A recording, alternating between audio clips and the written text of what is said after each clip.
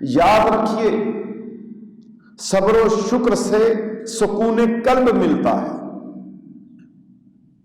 مصیبت آئے، تکلیف آئے تو اس وقت انسان صابر اور شاکر رہے.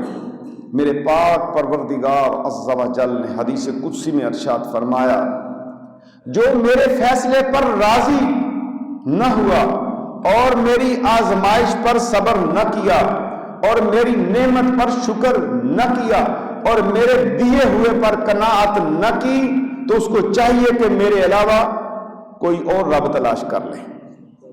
بڑے سخت جملے ہیں اس میں. رب کہاں تلاش کرے گا؟ رب تو ہے ہی نہیں. رب تو ایک واحدہ لا شریک ہے. جب اس کو مان لیا تو پھر اب اس کے فیصلے اور حکم پر راضی رہنا، اس کی آزمائش پر صبر کرنا اور اس کی نعمت پر شکر کرنا اور اس کی دی ہوئی غربت پر جو ہے خاموشی اختیار کرنا. جتنا کچھ دیا اس پہ کھا کے رہ کے استعمال کر کے قناعت کرنا، اس کے علاوہ اس کی کوئی سوچ نہ ہو. جس نے یہ عمل کر لیا اسے سکون قلب مل گیا. تو اپنے سکون قلب کو حاصل کیجیے.